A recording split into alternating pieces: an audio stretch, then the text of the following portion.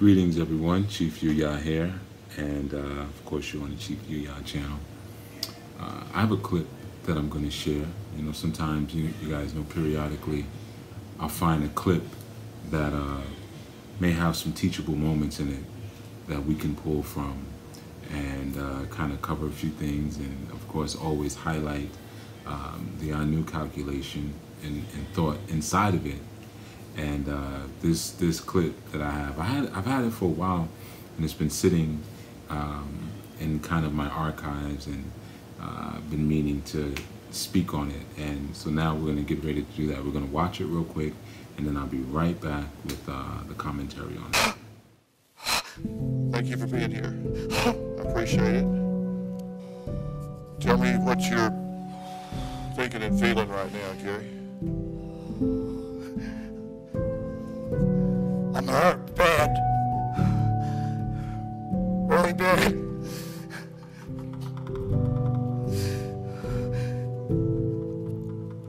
What do you have to say?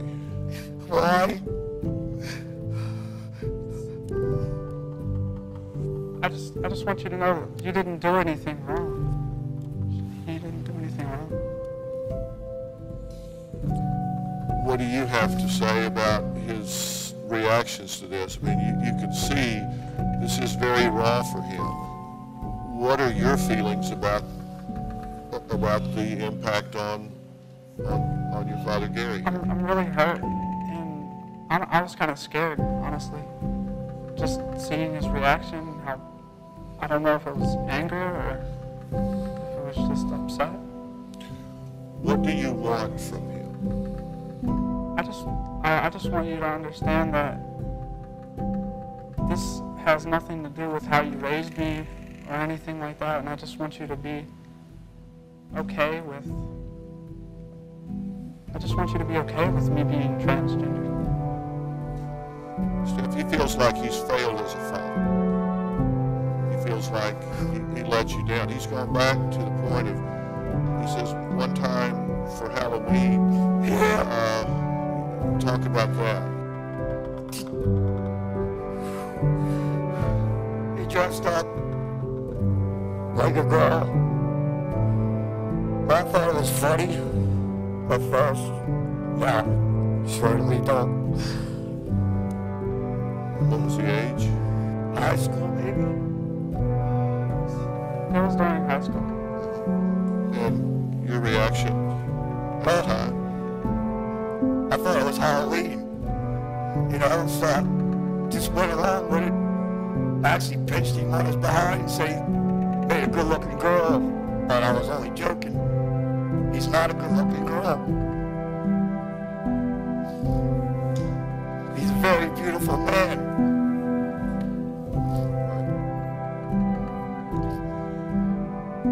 He feels that he's failed you as a father. Do you feel that this is a choice you've made? No, I've always been like this. I just hid it from everyone. How do you feel about it? I just feel like this is me. This is who I am. And how long have you hidden this?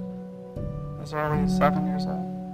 I don't think he understands the burden that is, how much energy that takes, how that affects you to live an inauthentic life. Just imagine waking up every day and seeing and being someone that you don't want to be. What do you hear in those words? What do you hear? I hear confusion.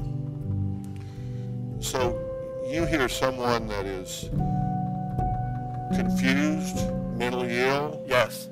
What if this is not a mental illness? What if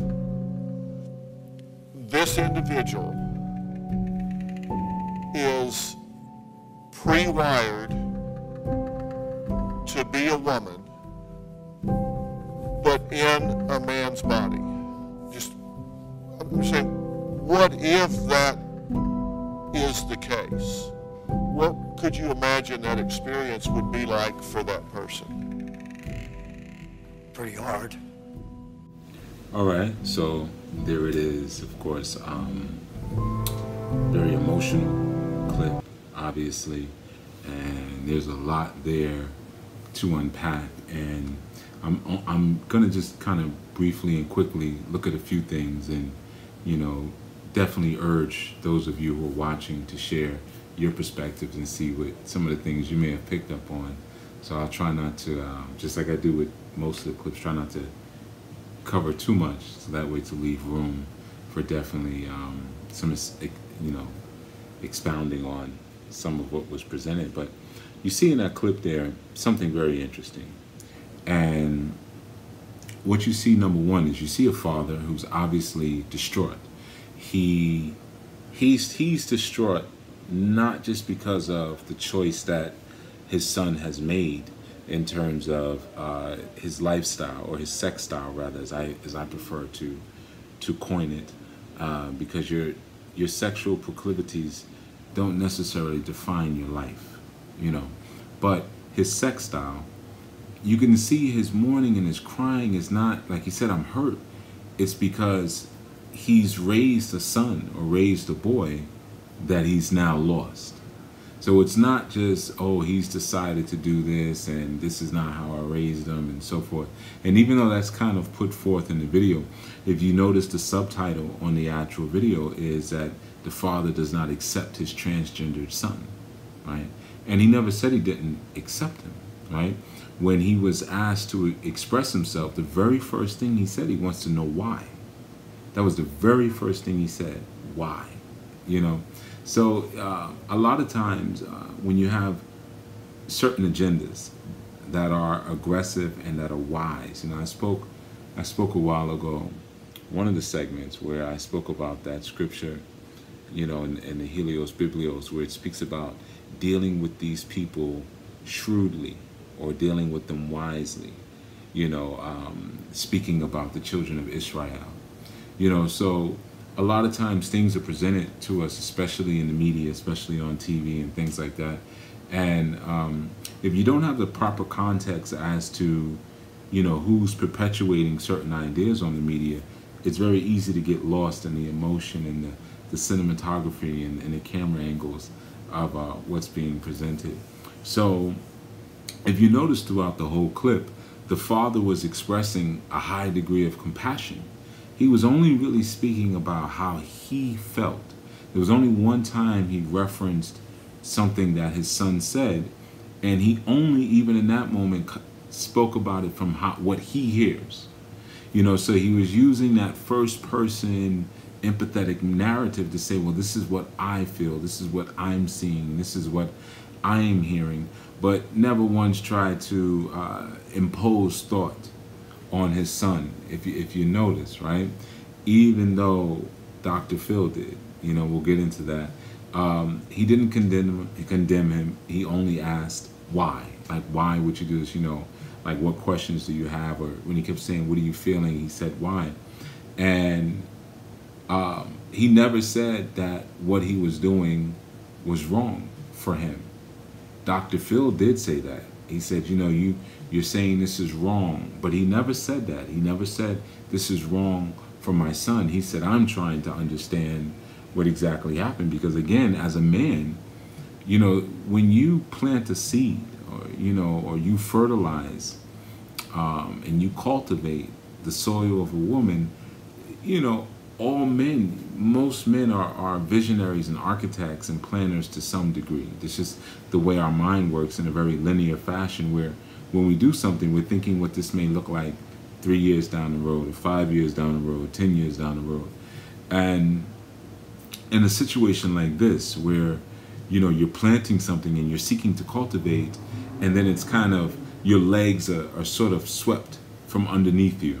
So he's doing all of this work to cultivate another extension of himself, another extension of his own manhood. And like he even said at one point, he's a beautiful man, so you're trying to cultivate that, and then this young man says, well, I don't want to be a man, I don't want to be a male, I want to be, or I feel as though I'm a female. And in that sense, there's an idea of losing that son. You're not losing a child, but you're losing that son. And men think in terms of investment.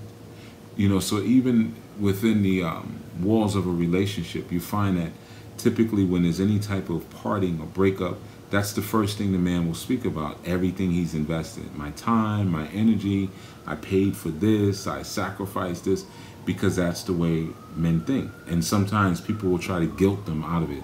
You know, oh, so I'm just this to you, I'm just that to you.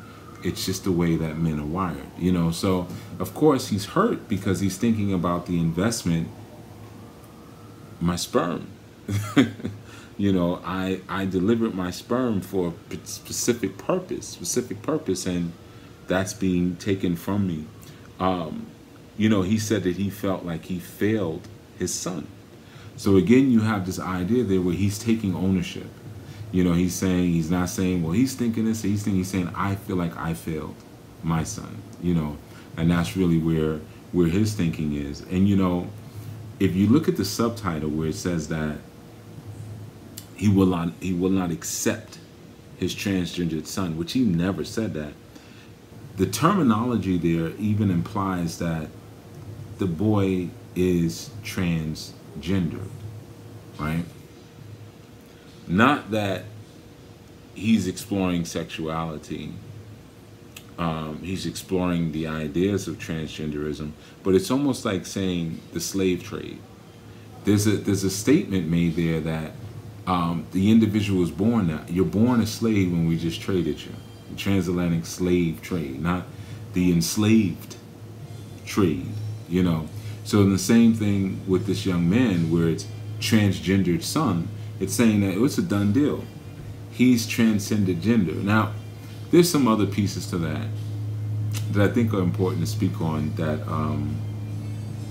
some people may not be ready to accept because of the ideas that have already been implanted in them. And that is where it is. But, you know, again, like the idea that's seeking to be implanted, that this young man is already transgender and he was born transgender, and the father just refuses to accept him or to accept what he was born as, really makes no sense, because then it disregards the possibility that the son is making decisions based on his feelings and not necessarily based on a biological or celestial mishap.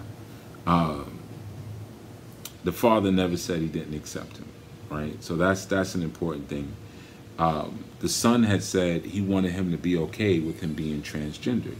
Now, if you listen, and I bet I know a lot of you caught it. Did you hear the way he said transgender? Did you see how weak it came out of his mouth? I just want you to accept me being transgender. He couldn't even barely say it himself. And you know, a lot of times, because we get wrapped up and we get involved in certain ideas and concepts based on feelings without really getting a concrete definition and direction towards where it is that we're feeling. Because sometimes, you know, especially as men, we feel a full range of emotions, and sometimes even towards other men. Sometimes even in the work that we do with each other, there is a sexual component. But if you're not really taught how to express and move through your sexual energy, then a lot of times you feel that there's only one channel of creativity to express that sexual imperative. You know, so you may have an attraction to your friend, to your male friend, to a same-sex attraction, but it doesn't necessarily denote an amorous attraction. You may just have a male friend that you like spending time with. But when you live in a society where there's no healthy expression for that, then people will say, oh, well, that's this, that's that. It has to be this, it has to be that. But I'm going to give you something there about transgendered. Of course, trans means to go across, you know, like transpose, transgress, transpire. And gender, you know, really doesn't denote sex. Gender denotes kind and type. So the word gender or genderess didn't always denote a sexual designation. It could have been race, it could have been, you know, ethnic group, it could have been animal type. these were all forms of what they call the genus or the genus or the gender. So it was later again that's when the word sex started to be related and correlated with intimate or intercourse or intimate activity. Then gender was then used to describe sex, right? So the idea of gender is primarily a designation based on how we're able to categorize a type, right? So I could even say my gender is melanin rich, based on the meaning of the word gender, right? So to go across gender lines, in many senses, is to go across biological structures, but it's just not an idea of going across sexual structures, but you're actually able to transcend your grouping or transcend your biology, no different than a rabbit being able to become an alligator. That would be a form of transgenderism, you know? So, and of course, like I said, there's a lot of people going to have a problem with that, but I didn't create these words. I didn't create these concepts, right? But I certainly can learn them and learn what's being said to me and just repeat them back. And sometimes when you just repeat things back, you'll get to see how foolish some of the things are that are being said, or how tricky the language can be used by those who are wordsmiths in the language. You know, if you notice with the son, he often referenced his position as what he felt. I feel this way. I feel that way. I wake up feeling like this. I've always felt like this. Your feelings are a reaction to your emotions. Your emotions are a byproduct of your thought. Your thoughts are a product or manifestation of your spiritual movements. You see, so you may have a feeling about something, but it doesn't necessarily mean that that is your original and prime thought. You see, I may feel cold in a moment, but it doesn't necessarily mean that I've processed the cold or the energy of cold around me. I might just be lonely in that moment. And then I have an emotion based on my loneliness, and then I process that as a long-standing feeling of now I'm cold, you see? So feelings a lot of times can ricochet off of many different thoughts and many different emotions, but feelings should never be the genesis for an action. And I speak about this in the book, Mind, Heart, Words. You know, if you don't have that, get a copy of it. It's an ebook for those of you who enjoy ebooks. But I speak about how our actions manifest and the difference between feelings and emotions, because a lot of times people correlate them to each other and they're worlds apart, because you can have a feeling about something for 100 years. You know, you can have a feeling about something all your life, but your emotions about that thing may vary, you know. And that's because, again, the feelings are a response to the emotion, but then sometimes we hold on to the feeling and we validate ourselves by the actual feeling without sourcing the thought that came before that feeling. And if you think about what the words the Father was using, he was trying to source the feeling. Why? Why do you feel this way? And of course, the Son wasn't providing that level of information. Now, we did see the subtitle where the uncle disowned the son, right? That was something that was said. We don't know if that's true or not, right? Because we already know that the subtitle given to the Father was wrong. So we can't really co-sign that one. Could be more tricky language. The uncle may have said, I'm not buying this. The uncle might have said, I don't advocate this sex style.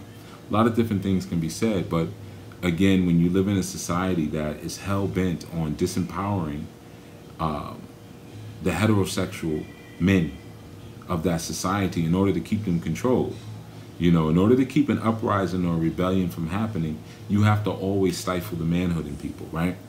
So let's go to another term, because sometimes certain groups, they like to throw this idea of dysphoria around. So you have the concept of gender dysphoria, right? Just like homophobic, right? These are words that are thrown around that people a lot of times don't know the meaning of, but they do recognize that they have power. And I'm going to get out of here soon because this is already longer than I wanted it to be. But gender dysphoria, people say, oh, that's a real condition. It's a real condition that people have. You know, let's look at it. Well, we know what gender is. Gender is your grouping, right? Based on biology. It's your grouping based on biology. And dysphoria or dysphoris, it means to be dissatisfied or to bear the load or the burden or the heaviness of a particular thing, which leads to uneasiness and dissatisfaction. That's what the state of dysphoris means, or dysphoria it means, right? To basically be heavily dissatisfied with a particular thing. So if you suffer from, because people call this a condition now, I suffer from gender dysphoria. It just means that you're unhappy with your gender. That's it. Now, of course, subjectively, someone could say, well, you don't know how unhappy I am. No, because we're talking about subjective terms. But if we're just to look at the terms that you're saying, you're saying that you're dissatisfied with your gender, so you choose to do something about it. Me personally, I don't have an issue with it, right? If someone else outside of my community wants to do that, that's their business. I don't have an issue with that. No different than I feel like I need to regulate the dietary laws of people outside of my community. Now, for those inside of my community, inside of my family, we don't do that. That's not what we do. We don't suffer from dysphoria, okay, or gender dysphoria, right? If there's any dissatisfaction, it's about the condition that we may find ourselves born in based on external influences, but we embrace and accept what it is that we come down with, you know, we come to this place with. Now, that's my community, right? I am not making my community the standard for all communities on the planet. You know, I'm not an imperialist, right? So again, you see that idea, the son, he even said at one point, imagine waking up every day and seeing and being someone you don't want to be. You don't want to be, right? So again, things are based on feeling. So what that really is you're dissatisfied with your identity. You're dissatisfied with who you are. And that could be for many different reasons. So what you choose to do now is to either reinvent yourself, or in some instances, some could even call it a dropping out. You know, being a man is tough. It's a rough job. It's a rough job. And there are many people who drop out from the act of being a man and the responsibility and the duty of being a man because it's just too hard, right? And they choose so many different ways to drop out, you know, and some of those things, some of those ways can be very harmful to them as individuals, and maybe some other ways are harmful to them and even to their entire bloodline. There's so many different ways that people choose to go AWOL on their inborn responsibilities. There's so many different ways. So you notice he spoke about that, and there was a slick thing that Dr. Phil did that some of you probably caught too. When he said that statement, Dr. Phil then asked the father, he said, what do you hear when you hear that? And the father said, I hear confusion. He said, I hear confusion. So Dr. Phil said, so you're saying he's confused. He's mentally ill. You hear mental illness. The father said, yep. Because he wasn't quick enough to catch what Dr. Phil just did. Being confused and being ill are not the same thing. You know that. That's an easy one, right? But he equated confusion to mental illness, and then Dr. Phil bridged the two and then never used the word confused again, and then just started speaking about illness, mental illness. Though the father never said that. But sometimes when you're dealing with a beast, you have to be quick enough to understand the beast tactics and kind of even understand their script and know where they're going to go with things before they go there. You know, one of the things he said, like, well, what if he was pre-wired, to be a woman, but he's in a man's body? And if you notice, even in that moment, the father was willing to express a lot of sympathy. You know, when he was like, it would be tough. It would be hard. You know, he didn't say, nah, that's no way. And I raise men. And, you know, he said, yeah, that would be hard. While he's still hurting, he's crying, he's still going through it and mourning the loss of his boy. You know what's interesting a lot of times in these scenarios? One of the things that wasn't presented was when he said, well, yeah, what if that is the case, that he was wired internally like a woman, which we can't prove, and he's been given this biological designation of a man because his gender was determined by his sex organs. I guess that's such a bad thing. But his gender was determined by his sex organs, and maybe there was a, you know, incorrect designation because internally he identifies as a female. One scenario, and the father answered that. But you know, why wasn't the reverse presented? What if he is confused? Why don't we go down that path for a moment? Why are you trying to get me to accept this when the father's already open and saying, I'm not rejecting my son. I love my son. He said he's a beautiful man. He's not a beautiful woman. He's a beautiful man.